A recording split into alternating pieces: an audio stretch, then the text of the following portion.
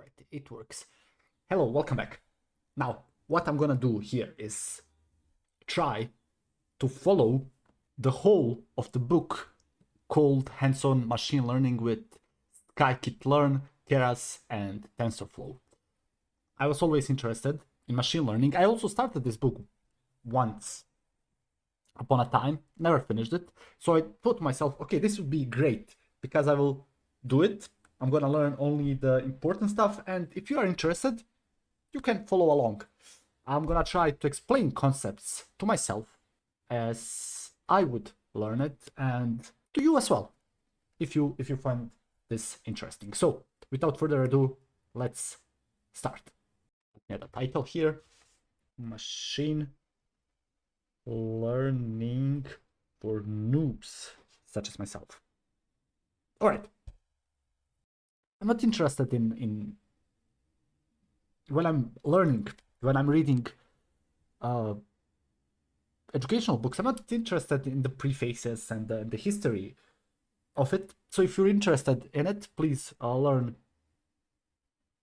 on your own. But basically, the backstory of this is that initially in 2006, there was a paper that was showing how to train a deep neural network that was able of recognizing handwritten digits with 98% precision. It was called deep learning, which is a deep neural network, is a model of our cerebral cortex composed of a stack of layers of artificial neurons. Let's stop there.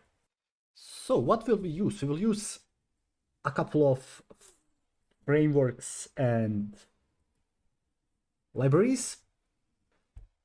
Scikit-learn. It implements many machine learning algorithms efficiently. All right. TensorFlow, a more complex library for distributed numerical computation. It makes it possible to train and run very large neural networks efficiently. And also Keras, which is a high-level deep learning API that makes it very simple to train and run neural networks. All right. What I also have here are the code examples, which are open source and available online at the official site. I'll leave the link in the description. So they contain a lot of data. All right. Okay, what else does it say in the book? We need some prerequisites. I already know all of these. Some roadmap. I'm not interested in it.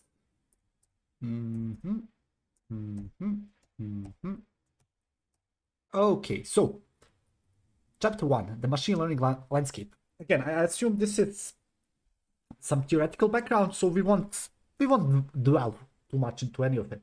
But the most important thing is just to know what machine learning is the science and art of programming computers so they can learn from data. That's it. All right, I'm really interested in how much of the book I'm gonna cover in maybe an hour, but I need to edit all the empty bits, so maybe an hour and a half of streaming, which might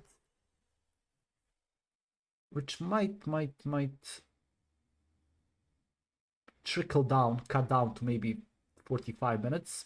I hope I can finish at least 100 pages here. Maybe a bit optimistic, but let's see. All right, so machine learning, we have the definition here, nothing else. All right, one example of a machine learning algorithm is the spam filter. And usually what you would do is that you would notice that some words of phrases repeat. You would notice some patterns in the names of the sender, the body, whatever it might be. You write an algorithm for it. If certain patterns repeat or appear, you flag those emails as spam. And then you iterate, you improve on your algorithm, and that's it. And since nowadays spam emails do get more complex, you will have a long, complex list of rules which you need to maintain. So you need to write all of these rules. Spam filter rule 1, something appears. Rule 2, something else appears. All the way to rule 349. And you can have even more of these if you notice some other patterns. But instead of writing this, we can use a spam filter, which is based on machine learning techniques, which automatically learns which words and phrases are good predictors of spam by detecting, frequent patterns of words. And the program we write using machine learning is shorter, easier to maintain, and most likely more accurate. So basically what happens is you get a lot of emails, bam, and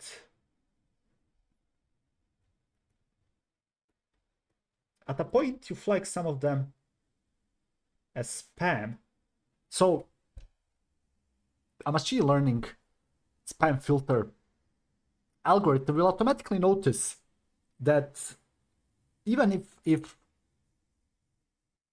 spammers change the contents of the email, the algorithm will notice that certain emails are getting flagged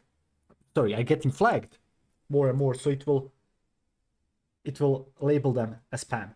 All right, simple enough. I don't like theory. Let's just skip it. Oh, maybe this is important. So let's just divide some of machine learning systems into supervised, unsupervised, semi-supervised.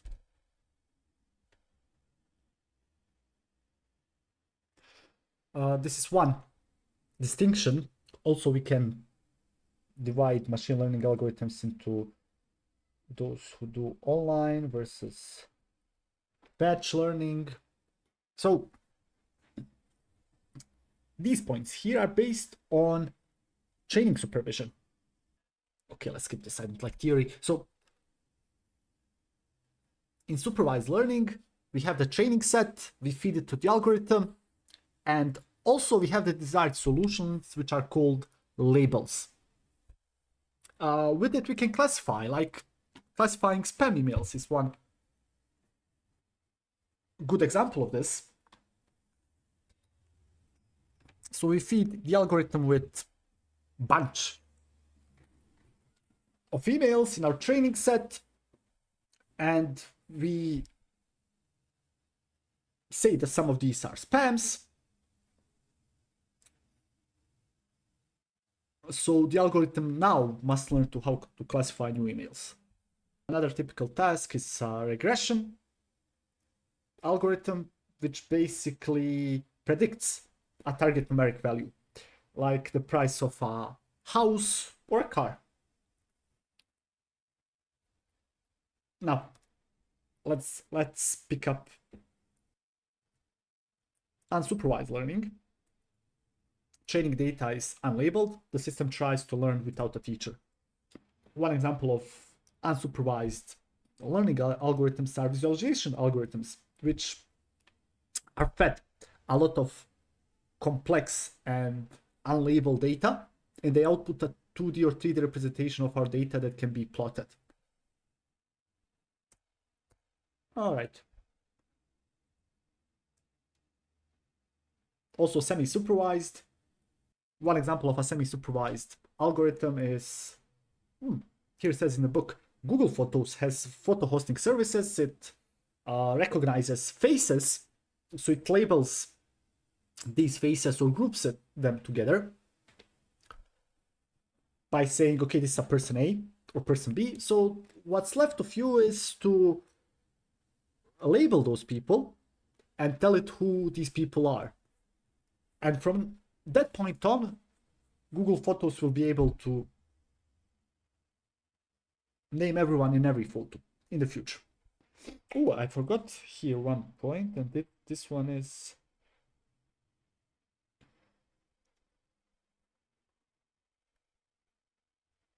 it's reinforcement learning, in which the learning system is observing the environment. It does certain actions, and then based on these actions, it can either get rewards or punishments.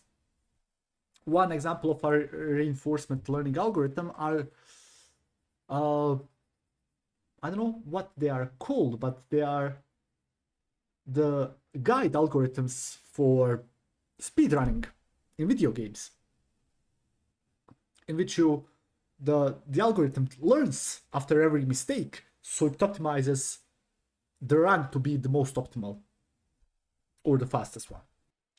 What else do we have? Batch learning. The system needs to be trained using all available data. Online learning, the system is being trained incrementally by feeding data sequentially, individually or in small groups. There are also some problems, but I'm gonna skip all of these. So, just like that, we are up to chapter 2, which is gonna deal with creating a real machine learning project. So we'll work with real data. Okay, so what is our goal? We are looking at the California census data to build a model of housing prices in the state based on data. The data will include metrics such as the population, the median income, the housing prices, the locations, and so on. We will create a model, and the model will learn from this data and be able to predict the housing price in any California district, given all other metrics. Now, the book also mentions the analysis of the problem in hand coming from a business perspective, which in this certain case, I think I'll ignore, but yeah, it's something that's really important because you need also to put yourself in the shoes of someone looking at this through a domain lens. Basically, you need to ask, how can the company benefit? You can do this on your own as a hobby, and it should be relatively simple, but you should ask yourself, how can the company benefit from this? What is the end goal?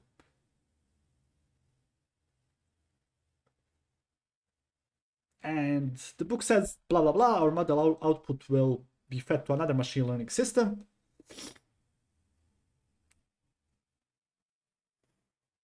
And this system will determine whether it's worth investing in a given area. All right, so that's it. I'm gonna ignore this section for now, but it's something that it's important. You need to take a look at this from a business perspective as well.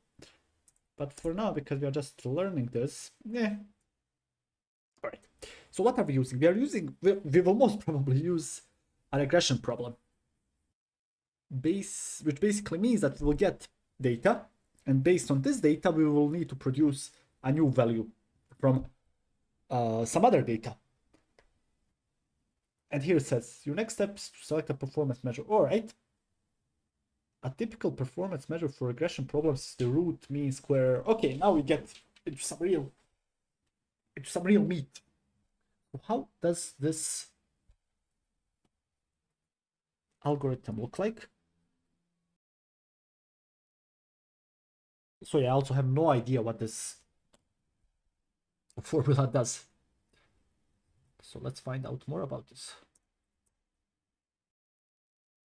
So root mean square error, or this guy, is a metrics used to measure how well a model's prediction match the actual values. Basically tells us on average how far off our predictions are from the true values. And it penalizes large errors more than smaller ones. So this is the formula. So what do we have here?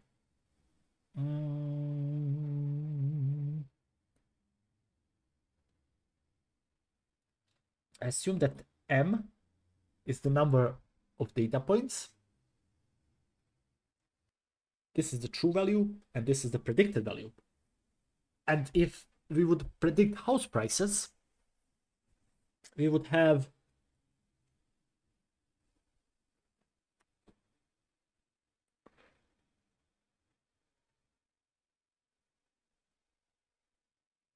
so if the actual house price is 200 and 300, and if the predicted ones are 110, 190 and 310,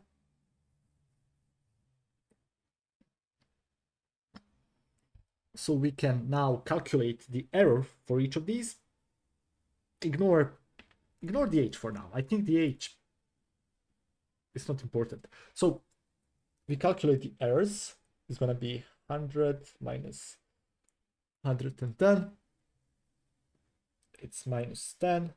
E2 is going to be 200 minus 190 is 10. E3 is going to be 300 minus 310 is minus 10. We are squaring all of these.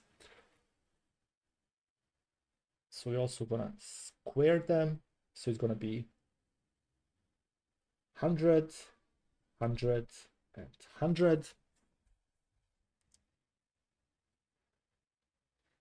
Now we need to take the mean of the squared errors, which is this part, and we are going to do 100 from here plus 100 plus 100 divided by 3.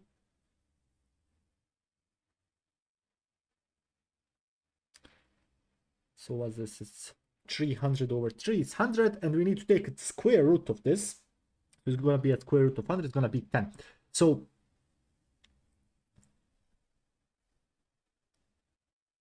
this error will, on average, be away 10 units from the actual values. Okay, this is actually really simple. So, all right, so m is the number of instances, as I said. If we are evaluating our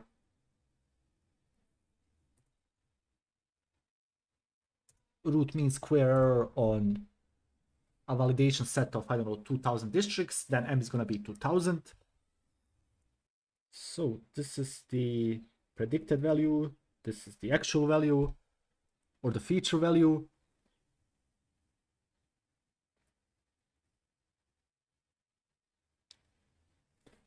This was a pretty simple example, but for example, let's also take a look at this.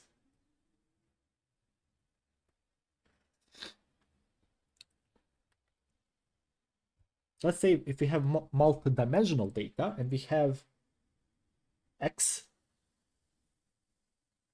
which is our feature for the first district, and we have the longitude, the latitude, the amount of inhabitants, and the price of the house. And we have the median house value now, which is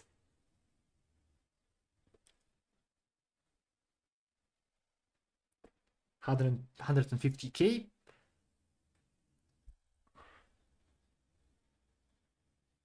All right, so we have this. This is the same thing that we just did, only on a bit on a higher scale, on a larger scale. All right, what else we have? The big X. The big X is a matrix which contains all the feature values, excluding labels, so 4 instances in the dataset. It has 1 row per instance. So basically, this is just the transposed version of this. Basically, what will happen is the big X, this guy, will contain these same values, blah blah blah, and it's gonna be the first instance or the first row in this matrix.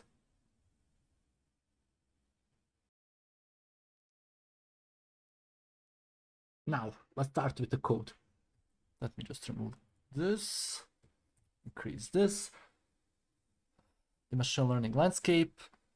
So what's this? This project requires Python 3.7. I think we are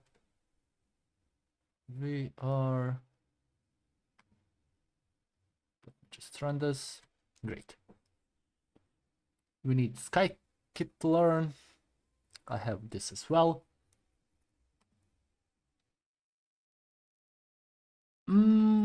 What are these lines doing? Here says let's define the default font sizes to plot pretty figures.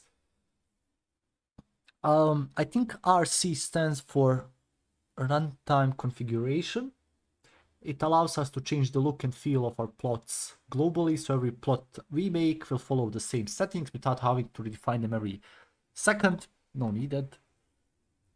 Yeah, this sets the font size. This customizes the axes, the legends,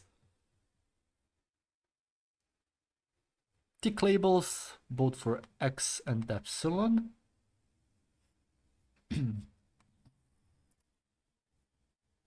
So this is a random seed. Oh, and here we have our first coding example.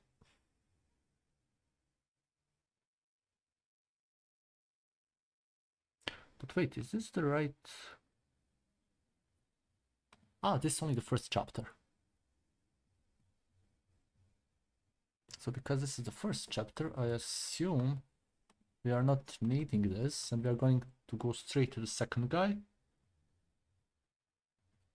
All the way to the top. Welcome to machine learning. Nice. Okay, we are testing this again. We are also testing the version of scikit-learn.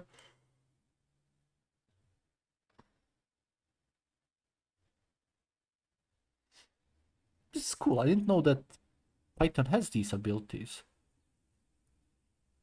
So it has the packaging module and it has the versioning, the library, which I assume handles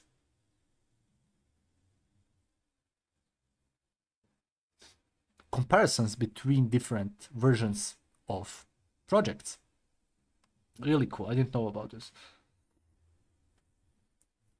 Your task is to predict median house values in Californian districts given a number of features from these districts. All right.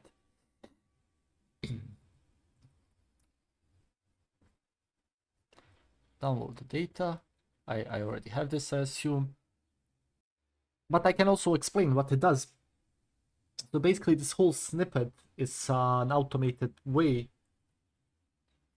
to download, extract, and load a dataset.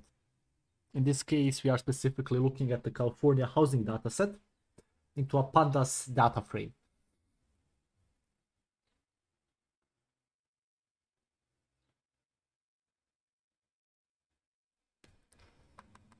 What are importing? We are importing path.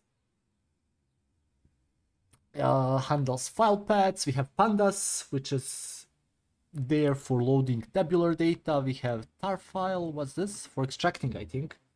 Yeah, for archive files. This which downloads files from the internet. So what do we have? So I have housing here. Okay, this is the path where the files will be stored. I think there's another library for this, but I assume this one is a more cleaner and OS independent way. So if we don't have a path, actually if this file already exists, I think in my case it exists. If it doesn't, then we will run the code inside it. So what's this? we are creating a new directory called datasets. We are making sure datasets directory exists. If not, we create it. The other two lines, the next two lines of code, define the URL to download the dataset, and we request this dataset using this library, and we store it to tarball path. Then we open the archive as we just downloaded, and we extract it into the datasets folder. So we check if the dataset archive exists locally. If not, download it, extract it, load the CSV. I also forgot, load the CSV into a data frame.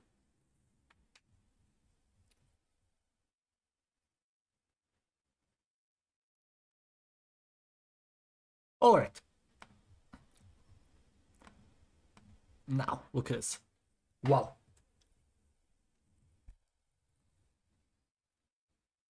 So these are the top 5 rows of data using the head method, which the head method, I assume, shows the first 5 rows of data.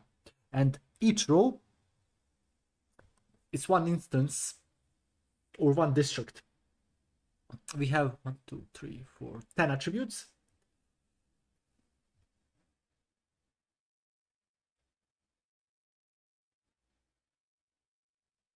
Longitude, latitude, housing median age, rooms, bedrooms, population, households, median income, median house value, and ocean proximity.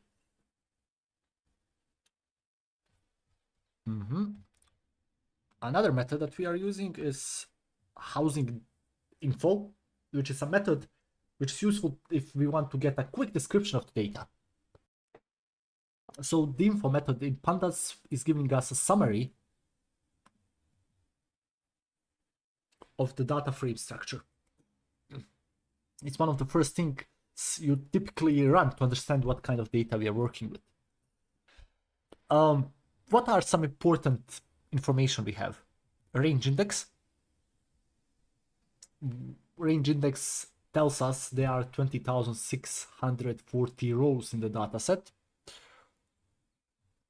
Columns. It tells us that there are in total 10 columns.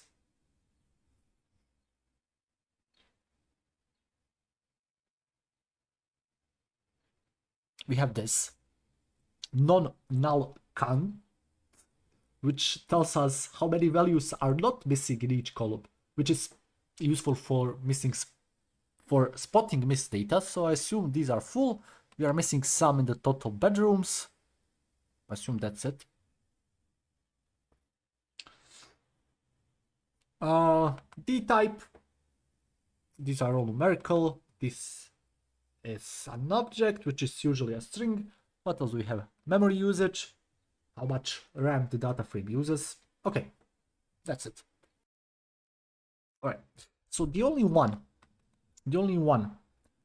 attribute that's not numerical is this one.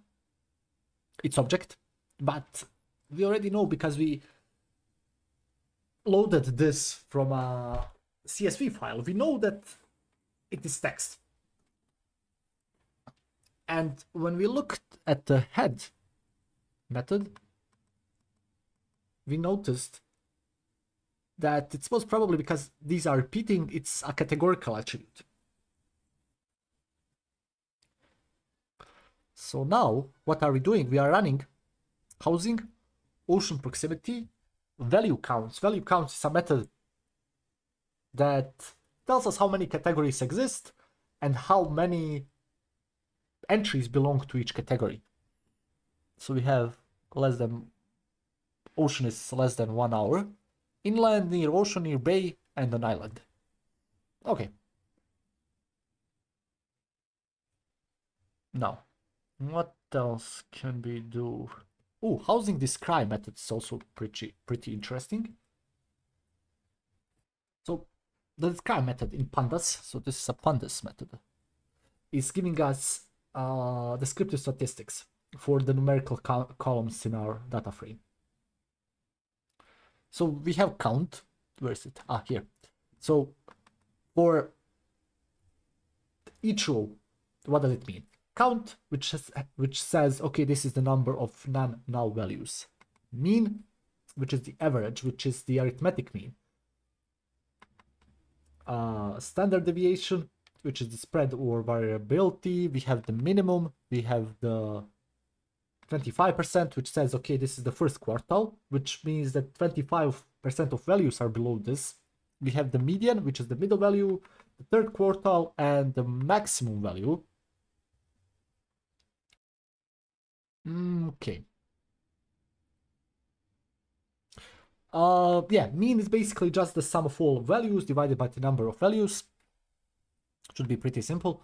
The standard deviation is measuring how spread out the values are from the mean, which means if you have a low standard deviation, the values are close to the mean, and a high standard deviation values are spread out more. Some are very high, some very low.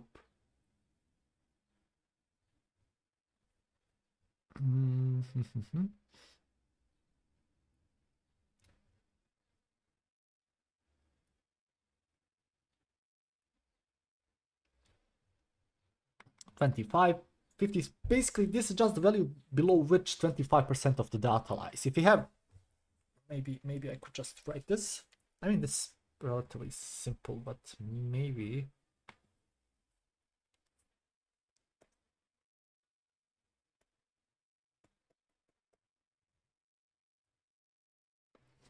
Maybe, just maybe. So, if we have this, if we have 100k, 150k, 200k, 250, 300, 350,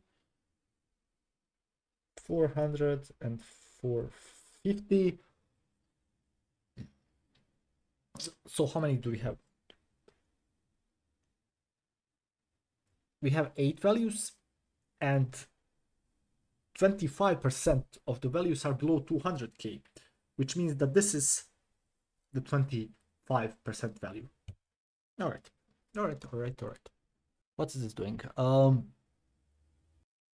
Okay, this is just a helper function that will save matplotlib figures to a specific folder in a clean way. Basically, this creates a path object, if I'm not mistaken. So it's gonna be images, end-to-end project. All right. I already did something, but let's ignore it for now.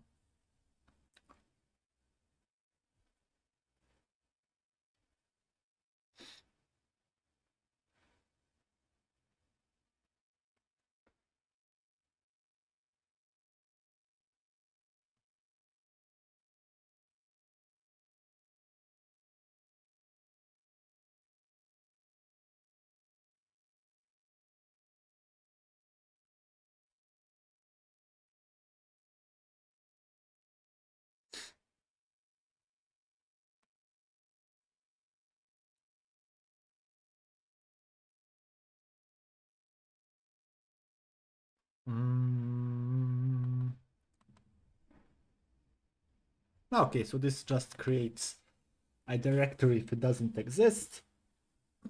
This is a save image method, which is a flexible way to save our plots to a file with one command. So this is the ID, this is the extension, it defaults to PNG.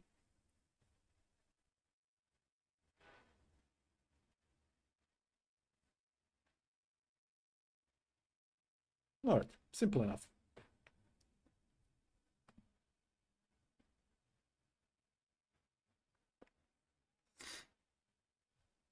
So here we are using this method.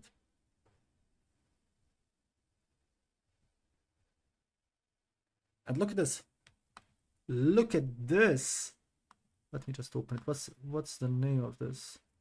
Attribute histogram plots end-to-end project. Attribute histogram plots. Okay, so this is the image.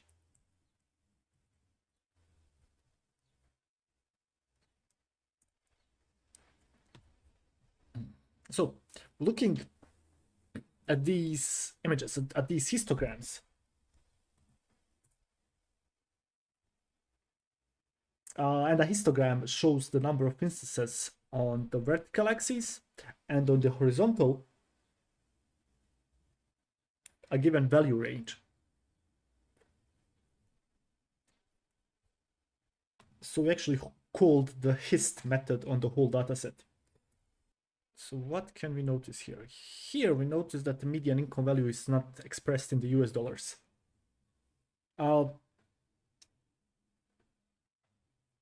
We find out that the income value has been scaled and capped at 15, which is a flag.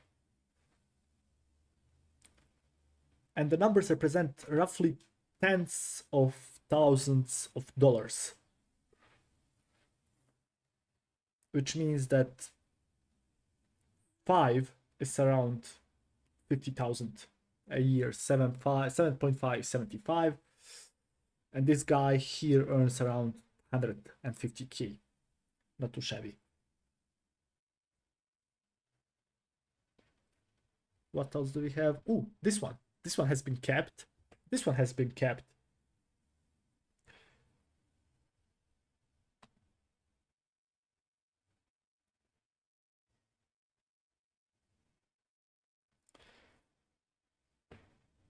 So this might cause a problem.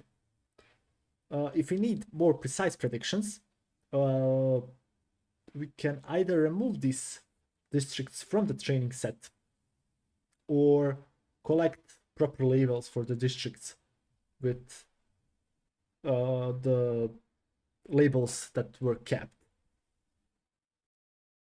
Oh, I'm on page 93.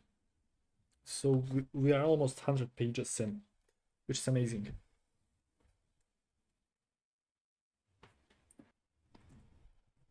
Okay, let's continue. So let's create a test set now.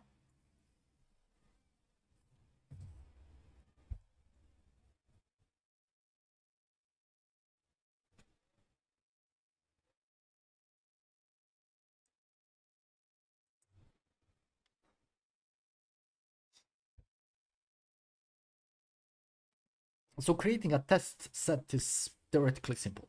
We pick some instances randomly, typically 20% of the data set, and we set them aside.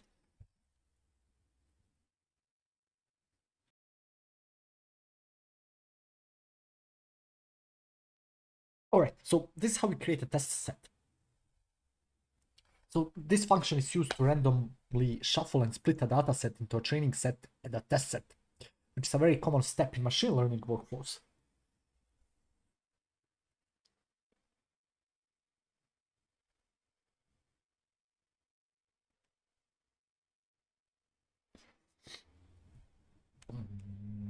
So what's happening here? This is our data. This is our test ratio, which is a fraction of the data we want to use for testing. We are gonna provide here 0.2, which means that we want 20% for testing, 80% for training.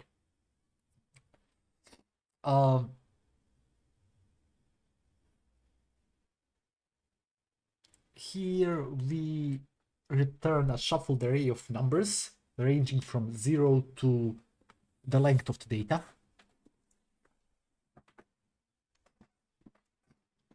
Which will give us a random order of row indices, which ensures that the split is randomized. This will calculate how many indices will go into the test set, which means that the first part of these will become the test set and the second part will become training set. And then we just return both of these, but we return them by selecting them based on index position. So we will return two new data frames, train data and test data. So there's one thing that we want to avoid. We want to avoid different test sets every time. If we give, and why do we want this? Because if we give our algorithm a different test every time, they'll eventually see every possible questions, and we won't know whether they truly understand the material or if they're just memorizing answers from previous tests, like in real life, like in school. So the test set will always represent new unseen data, and we will use it to measure how well our model generalizes. If we generate a new test set every time, over time our model ends up seeing the entire data set, and we are no longer testing generalizations, we are testing memorizations. All right, so what we will do, we will have a fixed test set. Basically, we will pick it once, we will never touch it again during training. We will use it only to evaluate the final train method. And using this, we will simulate the real world scenario where we apply the model to real, truly unseen data.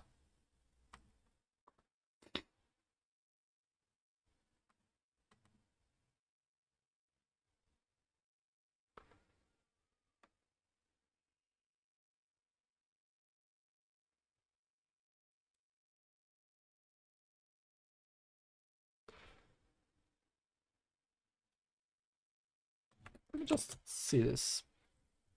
Print test set size.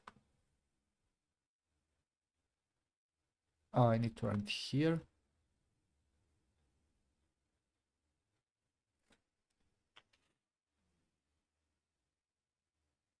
So this is the size of our test set, and this is the size of our training set. I'm just gonna remove this.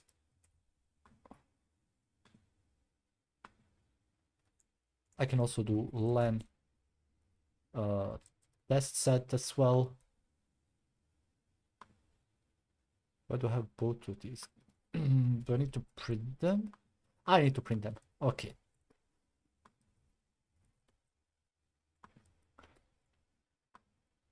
Okay.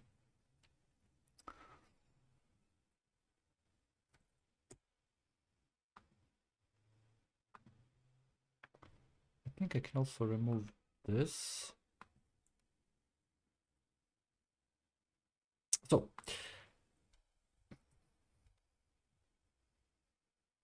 what we need to do is we need to save the test set on the first run and load it in subsequent runs. That's one option. Another option is to have a random number generator seed. So it will always generate the same shuffled indices.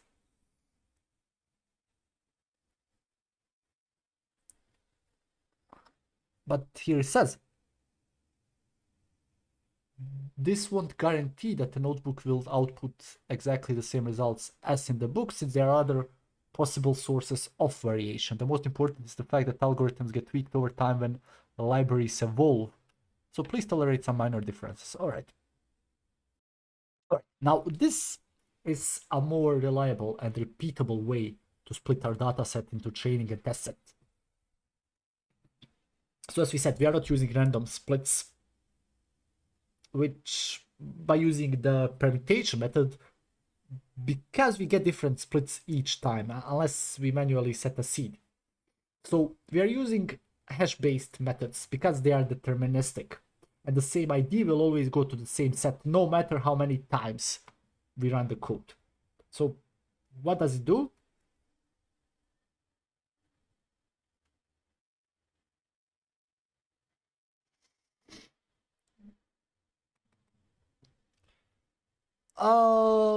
We have this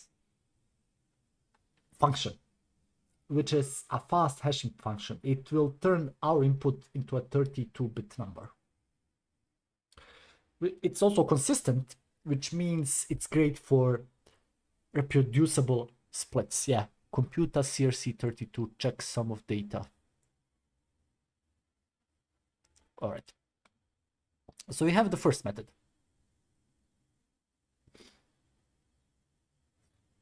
The first method here will answer the question, should this ID be in the test set? So what's happening here is that we have the identifier. The identifier is a unique ID, like row number or user ID. It's turned into an integer 64. So this method will hash this, basically giving it a 32-bit number. And we will check whether the number is less than the threshold which is defined by the test ratio here.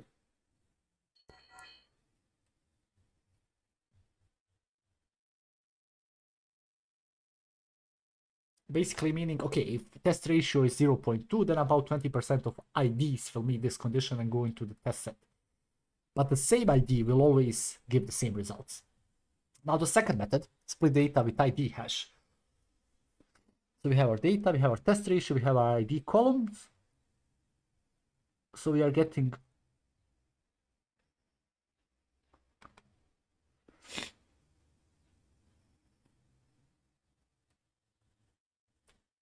our columns, which we are using as a stable identifier. And then we have this lambda method, which will apply these functions to every row. Which will basically, what will it do is it will return a Boolean value marking rows for the test set.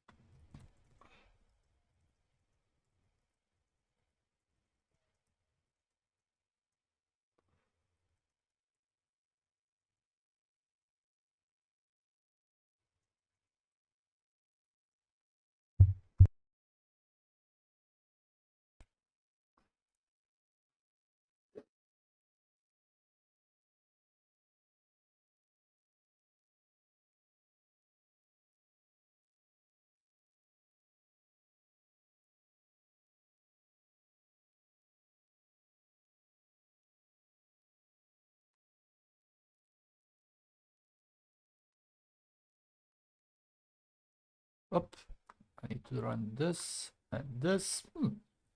Nice.